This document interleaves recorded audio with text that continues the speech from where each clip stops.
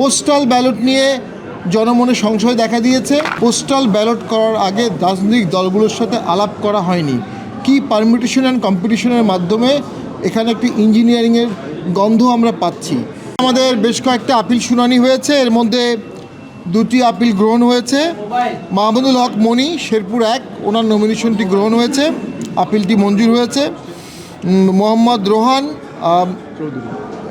রোহান চৌধুরী, নীলফামারী 3, ওনারও আপিলটি মঞ্জুর হয়েছে।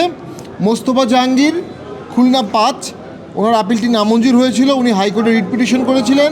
রিট পিটিশনে আমরা আজকে ওনার নমিনেশন বৈধতা পেয়েছি। 2 বেলাল চৌধুরী নামঞ্জুর, শেরপুর 2 ওনারটা নামঞ্জুর হয়েছে।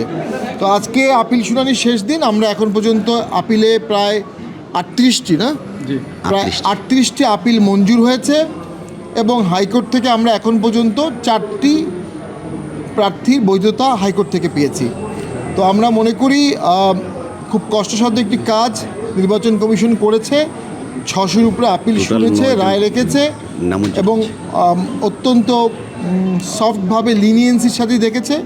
দ্বৈত নাগরিকত্বের বিষয়টিও তারা ফয়সালা করে আপাতত যারা রিনাউন্সিয়েশন অ্যাপ্লিকেশন দিয়েছে তাদেরকে তারা প্রার্থী হিসেবে বৈধ করেছে। এই বিষয়টি পরবর্তী সংসদকে বিচার করতে হবে। যারা আসলেই বিদেশি নাগরিকত্ব নিয়েছে অরিজিনাল সংবিধানে, তারা বাংলাদেশের সংসদীয় ভোট করতে পারতো না। এটি পরবর্তীতে অ্যামেন্ডমেন্ট করা হয়েছে, সংবিধান অ্যামেন্ডমেন্ট করা হয়েছিল। এই বিষয়টি আমার মনে হয় অনেক জটিলতা সৃষ্টি করেছে। পরবর্তী সংসদ এটিকে শুদ্ধ করতে হবে। পোস্টাল ব্যালট নিয়ে জনমনে সংশয় দেখা দিয়েছে।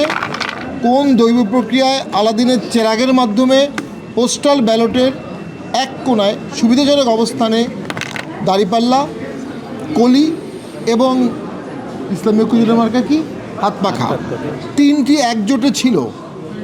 এই 3টি মার্কা কোন প্রক্রিয়ায় আসলে ডান দিকে সুবিধাজনক অবস্থানে আসলো, এটা একটা সুস্পষ্ট ব্যাখ্যা কমিশনকে করতে হবে।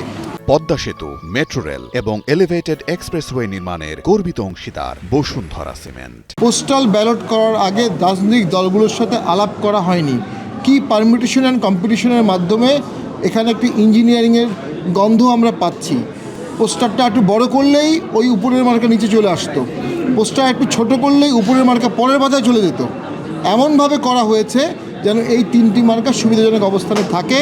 এটি কিছুটা সন্দেহের উদ্রেক করেছে।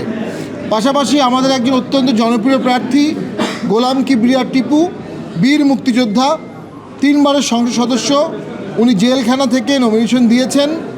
উনি এখন পর্যন্ত 9টি মামলায় ওনার জামিন হয়েছে। এর মধ্যে 5টি মামলায় উনি এফআইআরভুক্ত ছিলেন, 4টি মামলায় ওনাকে শোন অ্যারেস্ট, অর্থাৎ উনি এফআইআরভুক্ত ছিলেন না। যখনই উনি জামিন পেয়ে বেরোতে যান ওনাকে একটি করে মামলায় জড়িয়ে দেওয়া হয়। আমরা এই বিষয়টি তীব্র নিন্দা জানাচ্ছি। ইতিমধ্যে নির্বাচন কমিশনের তার পরিবার এই বিষয়টি জানিয়েছে।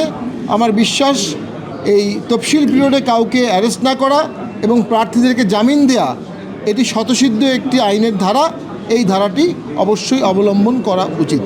আমাদের সংবিধান বলেছে যে তাকে রিনাউন্স করতে হবে, ফাইনালিটির কথাটা সংবিধান বলেনি।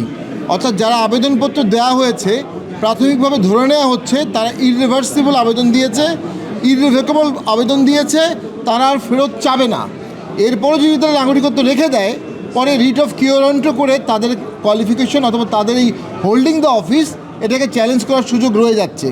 আমরা এখন পর্যন্ত টোটাল 200টি আসনে আমাদের সক্রিয় 200+ আসনের সক্রিয় প্রার্থী পাচ্ছি। আমরা প্রায় 45টার মতো এখানে আবেদন করেছিলাম, প্রায় 7-8টির মতো রিফিউজ হয়েছিল, সেগুলো হাইকোর্টে গিয়ে আবার 4টা ফেরত আসছে।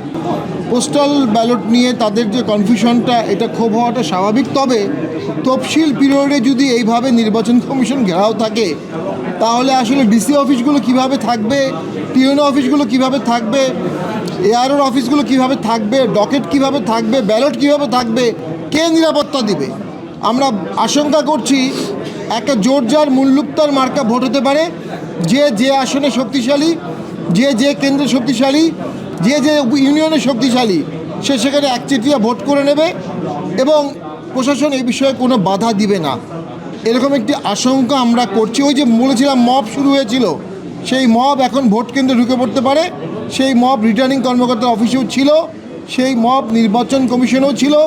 আগে মব ছিল 1টি বা 2টি দলের, এখন সকল দলের মব হচ্ছে। একমাত্র জাতীয় পার্টি কোনো মব করেনি।